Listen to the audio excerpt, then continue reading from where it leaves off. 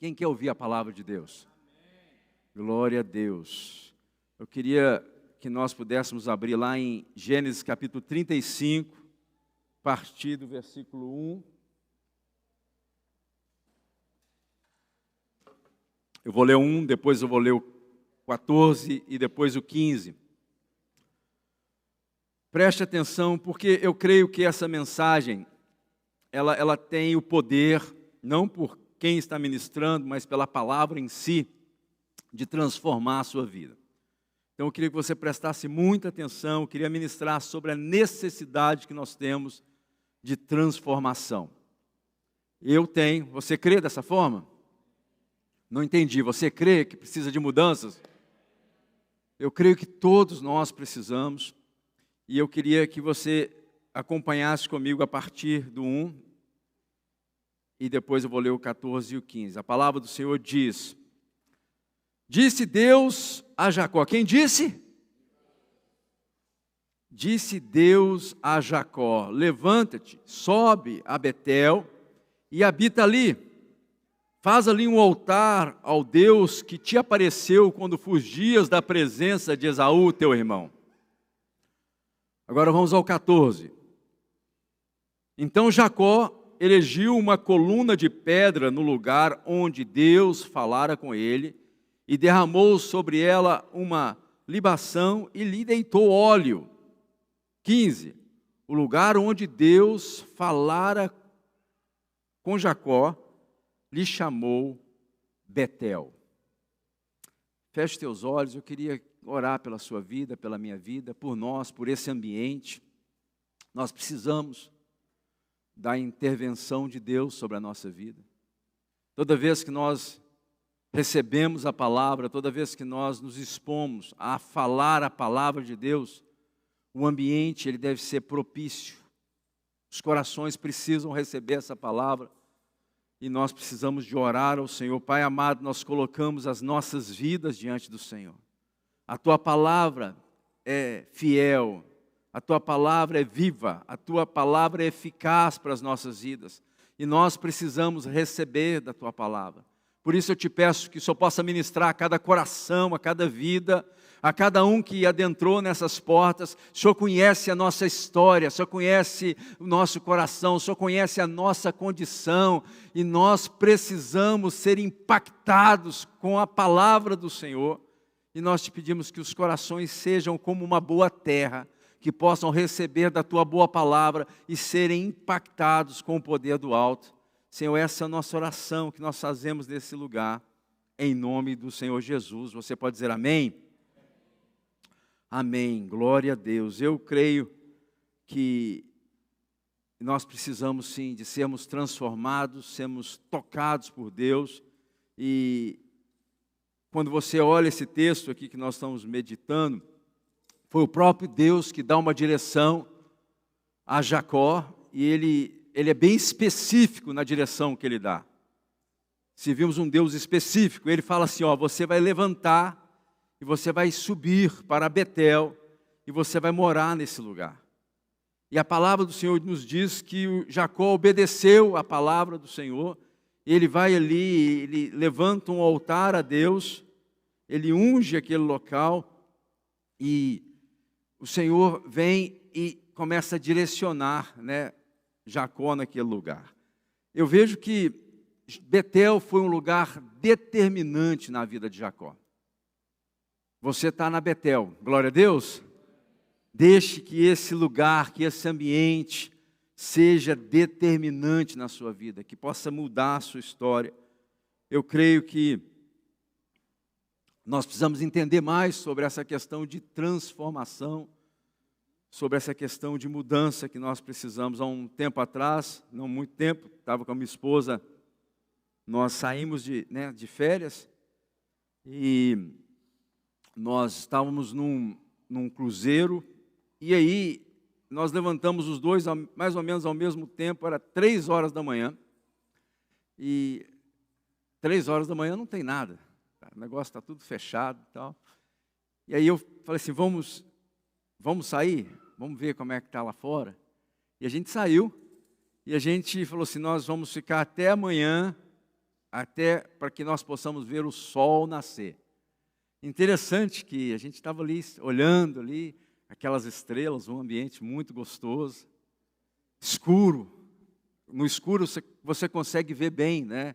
As estrelas, você consegue ver bem tudo. Não tem monte ali, no meio do mar, você não tem monte para atrapalhar, nada disso. Você vê claramente o que está acontecendo. E ali nós esperamos. Eu lembro que nós demos várias voltas no navio, caminhando, conversando, e o tempo passando, mas nada do sol. Eu não tinha ideia onde que o sol ia nascer. Quando de repente, ali já era 5, 6 horas da manhã já, a gente começa a ver um lado do horizonte assim, ficar claro. Não se vê o sol, somente vê, né, os raios começando a surgir. E ali, pouco a pouco, o ambiente começa a ser transformado até que aponta o sol. Quando eu vi o sol ali, assim, que coisa maravilhosa.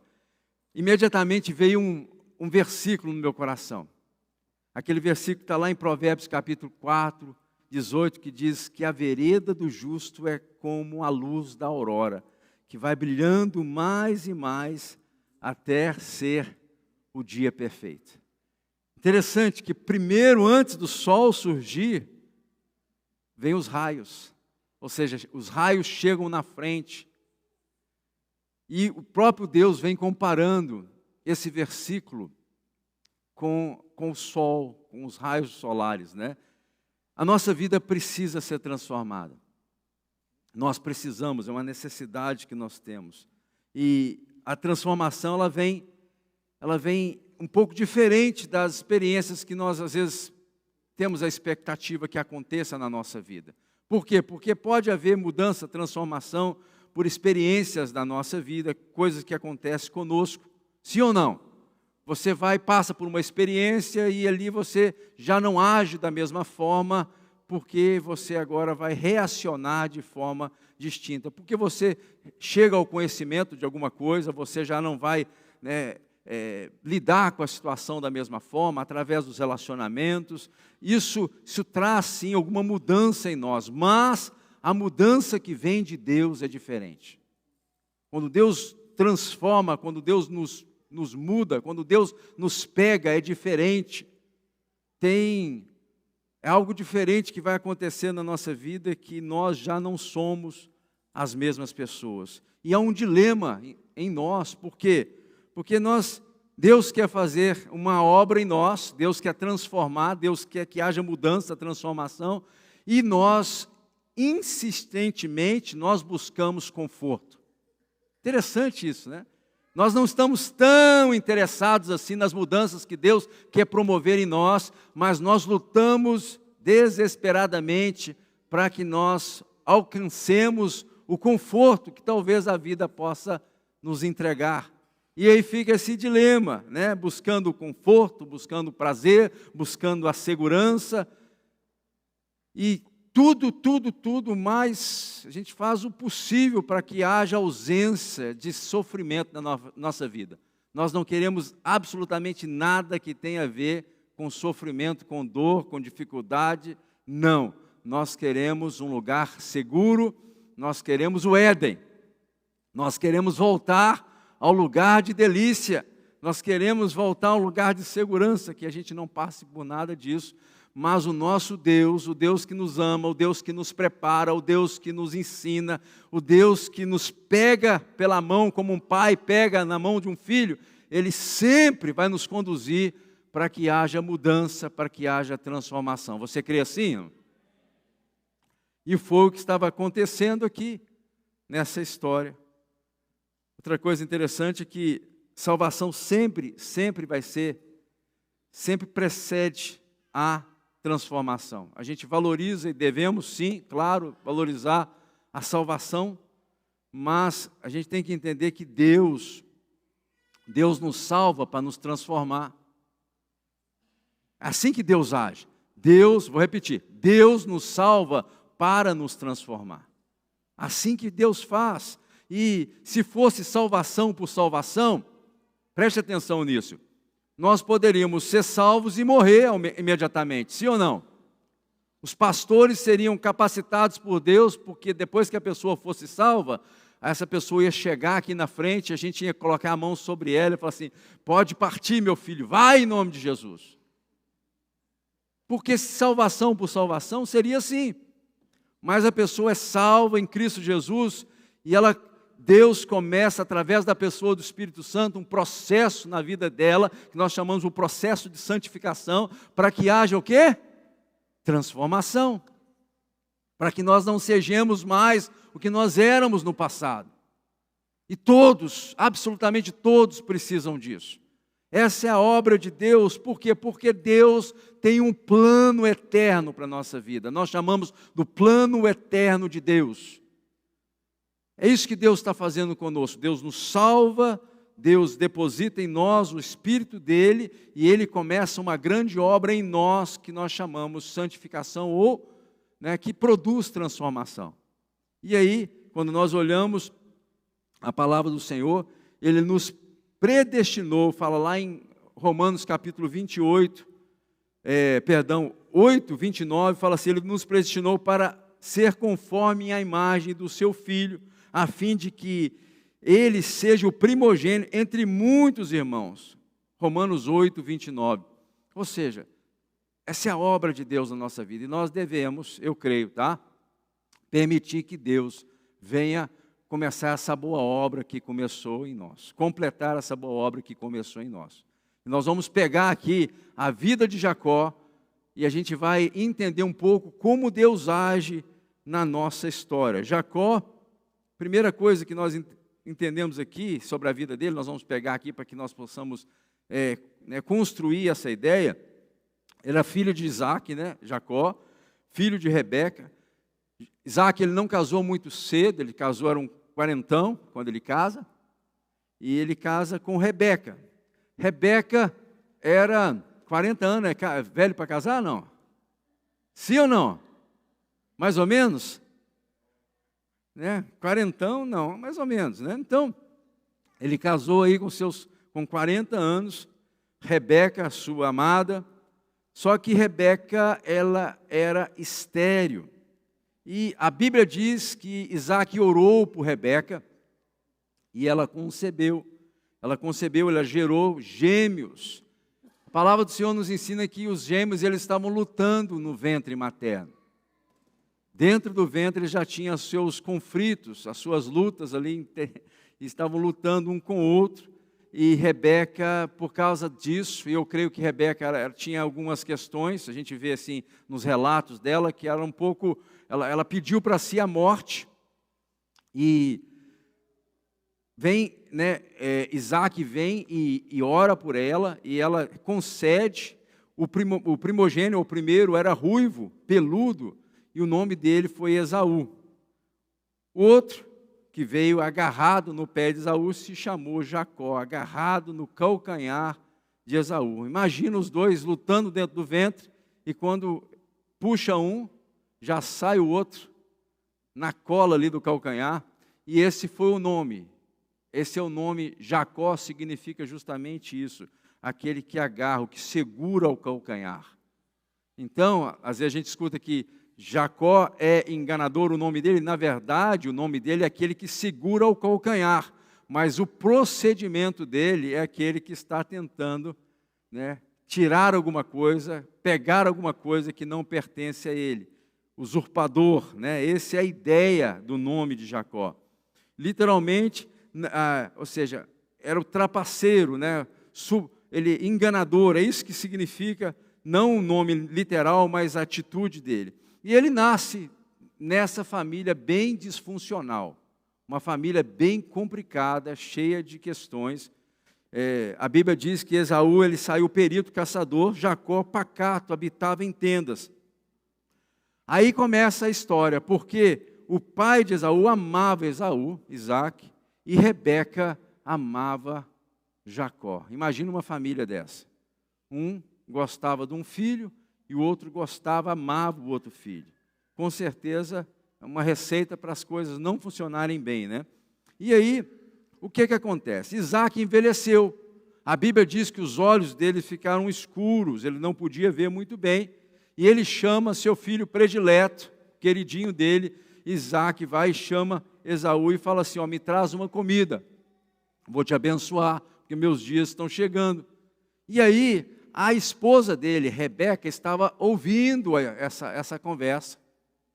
Naquela época era tendas, então não tinha portas, mas tendas, ali ouvindo essa conversa, ela chama o seu filho Jacó e fala assim, ó, está acontecendo isso, isso e isso, você vai fazer isso, isso e aquilo. Ou seja, ela preparou um cenário para que o seu filho Jacó agora se fantasiasse, que ele fosse colocado ali umas vestes para que ele pudesse pegar o cheiro do seu irmão e que ele pudesse, né, usurpar, ou seja, enganar. Agora o seu pai ia pensar que ele era o seu filho e ali a bênção seria sobre a cabeça dele, não sobre a cabeça do seu irmão. Tudo isso vem, né, trazendo ali todo um cenário, construindo todo um cenário para que ele pudesse receber a bênção. Quando volta Esaú, porque ele foi ao campo, pegar uma caça, né, demorou bastante lá com certeza, quando ele chega, o seu pai já tinha colocado a mão sobre a cabeça do seu irmão Jacó, já tinha abençoado o seu irmão Jacó, e a bênção agora pertencia ao seu irmão. A Bíblia diz que ele ficou muito irado. Ele ficou muito irado porque o seu irmão agora tinha arrancado, usurpado aquilo que pertencia a ele. E aí, Rebeca, a mãe dele, vendo que a situação estava ficando feia, o que ela faz? Ela dá o jeito agora para mandar o seu filho para um lugar estranho, para Padã Aram, que era a casa dos seus pais. Então, ela, né, você vê que ela bem pensativa aqui, tentando, né, fazer alguma coisa para poder livrar o seu filho Jacó. E ela agora manda o seu filho Jacó para a casa dos seus pais, e muito preocupada, eu creio que ela era meio assim, depressiva, essa mulher, Rebeca, meio ansiosa, e ela começa a cogitar e mandar o seu filho. Esaú vem, casa com algumas mulheres ali, isso não agrada o coração do seu pai nem da sua mãe, e eles recomendam a ele, Jacó agora, para ir para a casa do seu tio Labão, para que pudesse agora casar ali em Padã Aram, que era a casa de Rebeca, da onde Rebeca tinha vindo. Isso, gente, estou contando a história para a gente entender como é que foi uma história bem bagunçada, uma confusão aqui. Sai Jacó, ele vai, né, à casa desse tio dele, que chamava Labão, ele encontra uma das suas filhas, Rebeca, o que acontece? Ele vem, quando ele estava saindo, quando ele estava fugindo da presença do seu irmão, ele para num lugar que chamava Luz. E ali o que aconteceu? Passou a noite ali. A Bíblia diz que ele fez uma pedra, eu não sei como é que ele conseguiu fazer isso, mas ele pegou uma pedra, ele fez essa pedra de travesseiro e ele teve um sonho. Ele começou a sonhar. Qual foi o sonho que ele teve? Ele viu o Senhor. Ele viu uma escada. Ele viu anjos do céu subindo e descendo nesse lugar. Imagina a cena, gente. Dormindo ali, mas ele teve algo da parte do Senhor. Ele começa a ver um ambiente espiritual. Ele começa, no sonho, ver isso acontecendo. E o Senhor falando que ia abençoar ele. O Senhor fala no sonho sobre a sua herança. O Senhor fala sobre a descendência, aquele que seria como o pó da terra. Né? O Senhor fala sobre a herança, falou que aquela terra que ele estava ali, ele daria a ele. O Senhor fala assim que seria com ele, onde ele fosse, o Senhor estaria com ele. E ele vem e reconhece, ele falou, o Senhor verdadeiramente está nesse lugar. Esse lugar se chama Casa de Deus. Talvez você não saiba disso, mas esse é o nome literal de Betel. Beth-el, Casa de Deus. Ele chama aquele lugar que anteriormente se chamava Luz, agora ele dá um nome àquele lugar de Casa de Deus ou de Betel. Aqui ele fala que é a porta do céu, porque está tudo aberto. Eu estou vendo o mundo espiritual, eu estou vendo os anjos de Deus indo para cima e para baixo, estou vendo alguma coisa acontecendo aqui nesse ambiente, e ele fica assim, maravilhado de ver a presença de Deus, como Deus se movia poderosamente naquele lugar. Ele vem e ele pega aquela pedra que ele colocou como seu travesseiro, ele derrama azeite naquele lugar, ele unge aquele lugar, ele consagra aquele lugar ao Senhor. E eu queria parar aqui um pouco, porque eu creio que Deus, o Senhor, Ele não permitiu, não foi algo assim, uma coincidência, né? Eu acho que a gente não deve pensar dessa forma. Eu creio na providência divina. O fato de você ter caído aqui, você não caiu aqui de paraquedas, foi o Senhor que permitiu que você estivesse nesse lugar. Por quê? Porque nós cremos que nós temos um Deus que tem boca e fala. Amém? Nós cremos que Deus, Ele direciona pessoas para lugares específicos, porque Deus quer mudar a história. Deus quer transformar a história das pessoas. Deus, Ele vê a nossa condição, Ele sabe exatamente como nós estamos e o que nós estamos precisando. E o Senhor direciona, o Senhor norteia, o Senhor nos leva, o Senhor nos traz, o Senhor coloca pessoas no nosso caminho, o Senhor coloca vidas estratégicas para que possa, através da graça dEle, nós recebemos da parte do Senhor restauração e cura. Eu creio que Deus, todo tempo, o Senhor está trabalhando para que nós possamos receber da parte do Senhor transformação. Para que Deus possa fazer exatamente o que Ele quer fazer conosco. É claro que nós somos resistentes, como eu disse anteriormente, nós buscamos de forma incansável segurança, nós queremos o bem-estar, nós queremos o aconchego, nós queremos o Éden, nós queremos um lugar de delícia, mas Deus, Ele tem uma visão diferente a nosso respeito. No plano eterno de Deus, Ele está trabalhando incansavelmente para que nós sejamos transformados, para que nós recebamos da parte do Senhor a cura necessária, porque eu não sei da sua vida, mas você sabe dela. E você sabe exatamente áreas específicas que Deus tem que tocar em você, que Deus tem que entrar para que haja transformação. Se depender de você, não vai haver mudança. Você vai continuar fazendo exatamente a mesma coisa que você tem feito por todos esses anos. E Deus que ama, Deus que vê, Deus que sabe, Deus está vendo essas áreas e Deus quer transformar, Deus quer que haja mudança, Deus quer te levar para um lugar que talvez você nunca esteve antes. Mas para que isso aconteça, Deus tem que trabalhar conosco. Para que isso aconteça, Deus tem que lidar e tem que tocar em determinadas áreas da nossa vida. E aí, no capítulo 28, versículo 18, eu vou ler para vocês. Está aí? 28, Gênesis 28, 18 ao 22. Tendo se levantado Jacó cedo de madrugada, tomou uma pedra que havia posto por travesseiro e erigiu em coluna sobre cujo o topo entornou azeite, lá em Betel. E o lugar, a cidade, que outrora se chamava Luz, deu o nome de Betel. Fez também Jacó um voto dizendo, e agora eu quero que você entenda como nós chegamos, a condição da nossa mente, a condição do nosso pensamento, como muitas vezes nós nos aproximamos de Deus. Eu queria que você entendesse bem nas palavras dele aqui, fala assim, se Deus for comigo, se me guardar nessa jornada que empreendo, e me der o pão para comer e roupa para vestir, para que eu vista, de maneira que eu volte em paz para a casa do meu pai, então, vê a condição aqui que ele coloca para andar com Deus, para servir a Deus, então o Senhor será o meu Deus.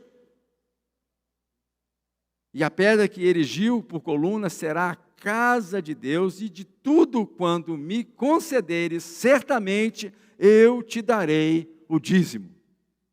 Tremendo esse cara, né? Em outras palavras, eu vou andar com o Senhor. Eu recebi aqui, eu entendi isso aqui que o Senhor falou comigo.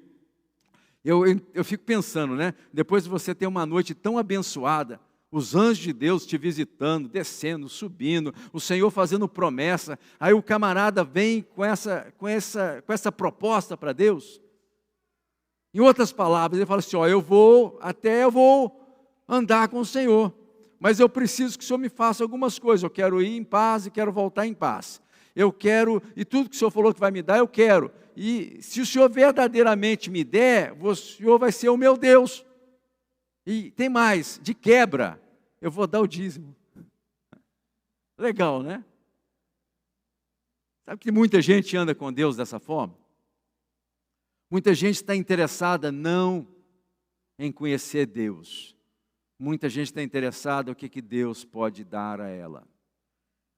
Muita gente chega na casa do Senhor para poder ver se tem o que tem para mim, o que eu consigo nesse lugar. E eu até entendo que isso, a princípio, é até normal, porque as pessoas chegam não conhecendo Deus. Então, talvez as pessoas se aproximam porque querem um bom emprego, alguns se aproximam porque querem casar. E eu sempre falo isso, se você quer casar, você deveria ir para a igreja. Tem gente que está buscando casamento em outro lugar, né? Assim, cara, vai casar, tenta casar num lugar que você vai conseguir alguém que teme a Deus. Mas tem gente que chega assim, para casar, estou precisando de um trabalho, eu vou para a igreja, eu estou precisando de um contato, eu vou para a igreja, eu estou precisando de expandir o meu negócio, eu vou para a igreja. Ou seja, eu até entendo que em princípio as pessoas possam fazer isso, mas a partir do momento que a pessoa entra nesse ambiente, a partir do momento que ela começa a ter um relacionamento com Deus, essas pessoas devem se apaixonar pelo Senhor. E não por aquilo que o Senhor possa nos dar ou deixar de dar. Mas a proposta de Jacó é justamente isso. Eu até aceito essa bênção. Eu até concordo, até fiquei satisfeito aqui. Você ouviu que eu até fiz aqui erigi aqui uma pedra, um altar aqui para o Senhor. E se o Senhor continuar fazendo isso na minha vida, se o Senhor continuar me abençoando, se o Senhor continuar me prosperando, com certeza eu vou dar o meu dízimo. Essa é a proposta de Jacó ao Senhor. Então você vê que Jacó, ele tinha algumas questões. Ele já tinha passado a perna no seu irmão, né? Ele tinha já tirado a bênção do irmão, e agora ele começa não somente tentar negociar com Deus, mas fazendo algumas propostas para Deus, segundo aquilo que ele pensava. O coração dele se inclinava a isso. E aí começa a escola de Deus na vida de Jacó. Jacó se encontra com o seu tio. Ele chega no lugar que ele estava indo. Seu tio se chama Labão. Labão, imagina um cara, se Jacó era trapaceiro, se ele gostava de passar a perna nos outros, Labão, seu tio, era PhD, o cara era treinado, ele era, né, a Rebeca aprendeu um pouquinho com ele, mas ele era assim o suprassumo, o cara que dava nó assim, escondia a ponta e fazia o que tinha. Já conheceu alguém assim? Não levanta a mão não, tá? Que enganava porque enganava, assim, a vida dele era a vida de engano. E Jacó se depara com esse tio chamado Labão. E aí, o que acontece? Ele vai para aquele lugar, né? Ele conhece Raquel, sua esposa, e aí ele trabalha 7 anos, irmão, é muito tempo, né? Fica reclamando aí que o salário está baixo, né? Que o cara não está pagando a hora como deveria ser. Imagina você trabalhar 7 anos para ganhar alguma coisa. Foi o que ele fez, ele trabalhou 7 anos para que ele pudesse despojar Raquel. E aí no dia do casamento, ele vai ali na hora H, no dia de, né, aquele negócio era escuro lá, o negócio não era tão claro assim como a gente. Quando ele vê, ele não estava despojando a sua querida Raquel, mas Lia. Ou seja, Labão enganou ele.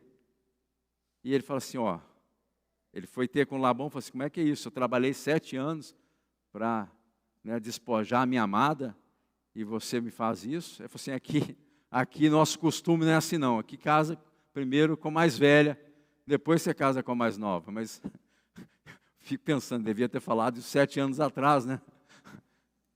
Trabalhei 7 anos, agora o que vou fazer? Ó, você pode fazer, você trabalhar mais 7 anos, né? Porque depois, no final de 14 anos, então, por fim, você vai poder despojar a sua amada Raquel. E foi o que ele fez.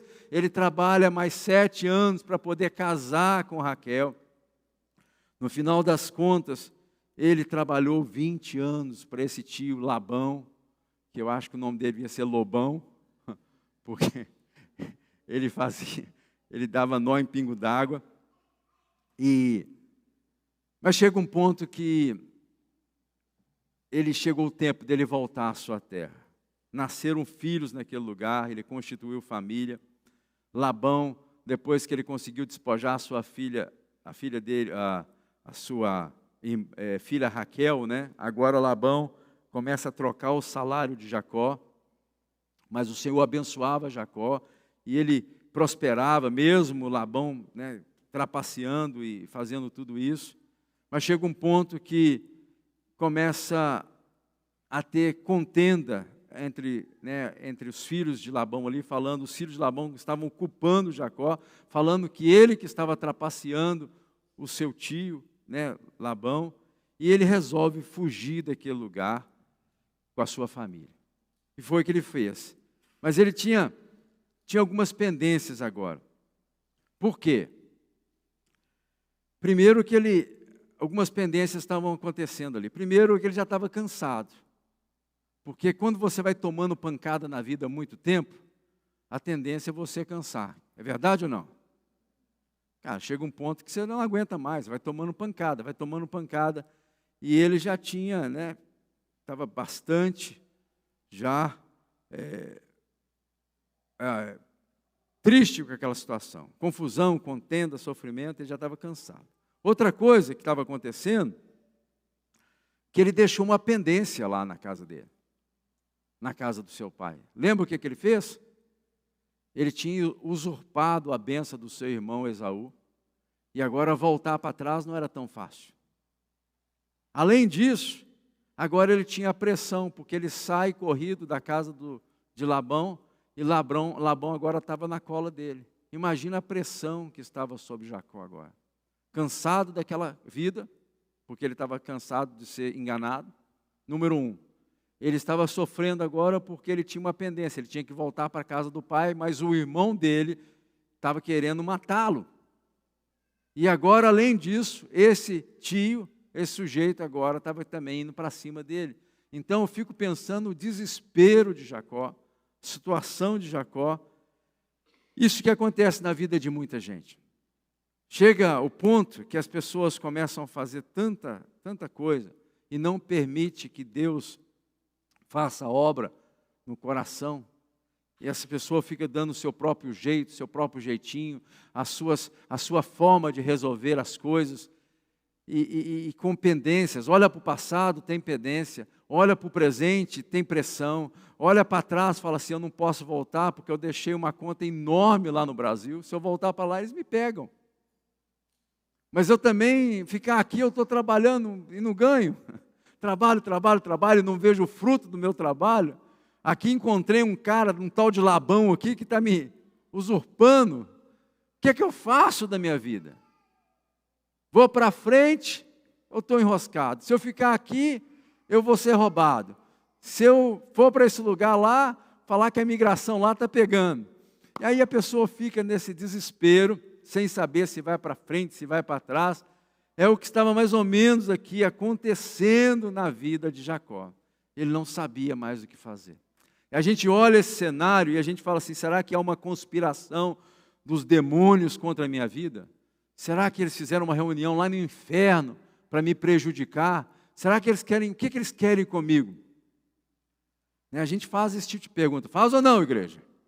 Quando a pressão aumenta, não precisa levantar a mão não, mas você já passou por pressão? Já ou não? Aquela pressão assim, aí para acabar o negócio ainda tem aquelas luzes assim atrás.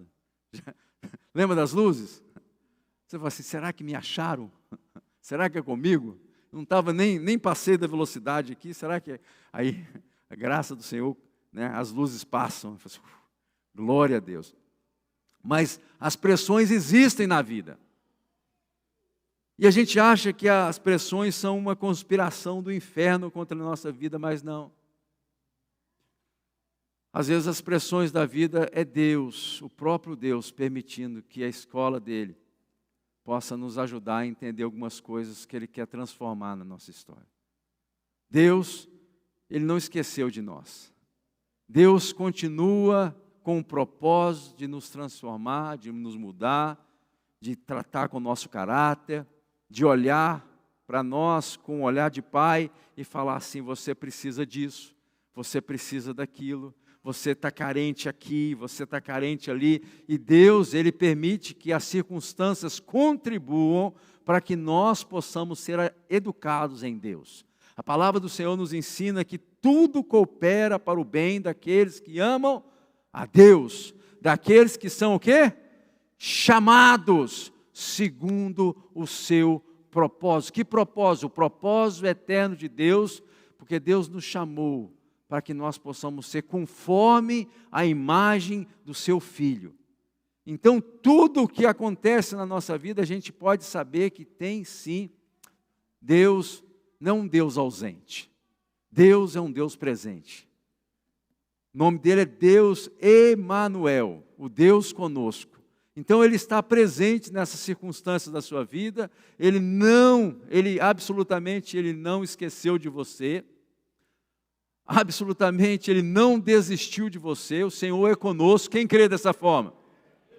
As circunstâncias da nossa vida, elas são pedagógicas para nos ensinar aquilo que Deus está fazendo em nós.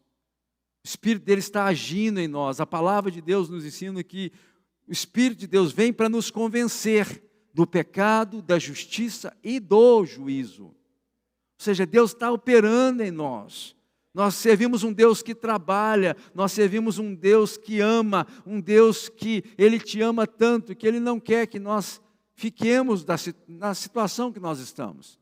Então Deus promove situações para que nós possamos ser educados na justiça. Então foi o que aconteceu aqui.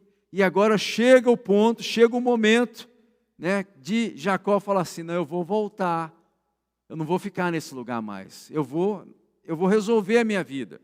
E foi o que aconteceu. Deixa eu ler para você, Gênesis 32, do 22 ao 28, fala assim, levantou-se naquela noite, tomou suas 2 mulheres, né, e as 2 servas e seus 11 filhos, e transpôs o val de Jaboque. Tomou-os e fê-los passar o ribeiro, fez passar tudo o que lhe pertencia. Ficando ele só, e lutando com ele um homem, até o romper do dia. Vendo este que não podia com ele, tocou-lhe na articulação da coxa. Descolou-se a junta da coxa de Jacó, na luta com o homem. Disse-lhe, deixa-me ir, pois já rompeu o dia. Respondeu Jacó, não te deixarei ir, se não me abençoares. Perguntou-lhe, pois, como te chamas? E ele respondeu, Jacó. Então disse, já não te chamarás Jacó, mas sim Israel, como príncipe lutaste com Deus e com os homens e prevaleceste. Amado, todos nós vamos passar por esse momento. Se você entendeu o Evangelho, se você teve um encontro, né, com Deus, se você começou essa jornada, saiba que talvez você um dia passou por Betel. E lá em Betel o Senhor Deus usou de misericórdia com você e você viu algo da parte do Senhor, o seu coração foi movido, o seu coração foi despertado, o teu espírito foi avivado dentro de você e agora começa uma obra na sua vida. Só que às vezes as experiências que nós passamos, elas não são suficientes de uma vez só para tratar com todas as pendências da nossa vida. E o Deus que nós servimos, Ele continua trabalhando em nós, para que nós possamos resolver muitas coisas, porque Deus é um Deus que quer nos transformar, um Deus que quer, nos moldar à imagem do seu Filho. Então, Ele permite que essas coisas aconteçam, e aí eu quero que nós possamos pensar algumas coisas aqui. A primeira coisa que nós aprendemos com toda essa história que nós relatamos, primeira coisa, isso é algo que entre você e Deus. Por mais que você escute pregações, por mais que você tenha a oportunidade de frequentar uma igreja, assistir aos cultos, fazer parte, por mais que você tenha conversa, por mais que você tenha ajuda, você vai chegar à conclusão que isso é algo entre você e Deus. A palavra diz no 24, ficando só, lutava com o homem. Ou seja, Deus vai te pegar. Se Ele não te pegar nessa noite, você pode saber que Deus, Ele não vai permitir que você ande dessa forma, porque Ele te ama tanto, mas Ele te ama tanto, que Ele está te espreitando, Ele está esperando a oportunidade que Ele tem para que você entenda que você vai ter que se render ao Senhor. Esse caminho é perigoso, esse caminho não agrada a Deus, esse caminho não está concernente à vontade de Deus, nem aquilo que Deus quer para você. Então Deus, Ele permite que circunstâncias aconteçam, pessoas apareçam, situações cheguem, coisas aconteçam que são, às vezes, a gente não tem explicação para elas, para que Ele possa te cercar. Mas tudo isso não é para te punir, isso é para te guardar. Glória a Deus por isso. Isso não é para punir, nós não podemos enxergar um Deus punitivo. Se Deus quisesse nos matar, Ele já tinha nos matado, igreja. O que Deus quer é nos cercar, Deus quer nos proteger, Deus quer nos guiar para que nós possamos entender, mas isso vai ser no momento em que eu ficar só com Deus.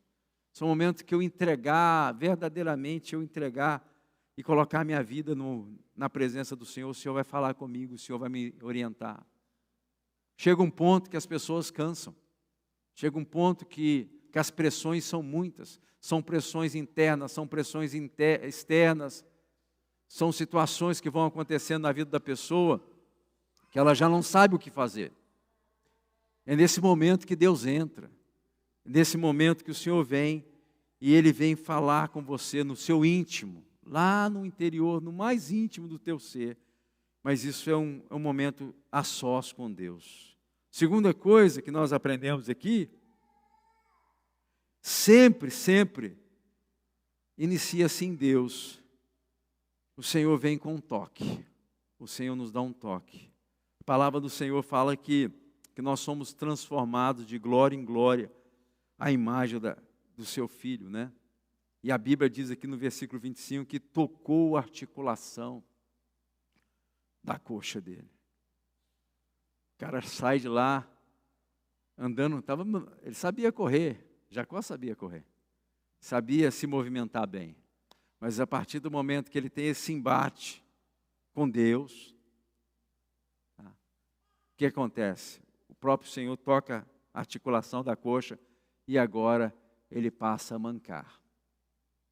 Fico imaginando ele lutando com um anjo a noite toda. E no final ali, ele sendo tocado. E agora, aquele que andava bem já não anda mais. Sabe o que a gente aprende com isso? Que às vezes, infelizmente, para entender aquilo que Deus está fazendo na nossa vida, alguma coisa nós vamos perder. Alguma coisa o Senhor vai nos tirar. Alguma coisa o Senhor vai tocar para chamar a nossa atenção, para que a gente possa entender a obra transformadora que Ele está fazendo em nós. Tem muita gente, se não receber esse toque de Deus, ela não vai mudar de vida. Presta atenção nisso, que o Senhor está falando com alguém aqui nessa noite. Tem coisa que o Senhor tem que tocar, às vezes é a saúde. Enquanto Deus não toca a nossa saúde, a gente não abre os olhos para poder servi-lo, para andar naquilo que Deus... Não é que Deus queira fazer isso, mas a dureza do coração é tanta que nós já não ouvimos Deus. Nós nos tornamos dono dos nossos próprios caminhos e fazemos tudo segundo a nossa própria vontade. A gente já não quer mais ouvir ninguém. a gente sabe o que é melhor para nós e a gente vai andando nesse caminho. Então Deus, por causa do amor que Ele tem para conosco, Ele tem que tocar áreas da nossa vida. Jacó foi a coxa, mudou aqui a história dele. O cara estava, imagina você para a igreja andando bem, né? Forte, sai da igreja mancando. Eu não vou ali mais nunca.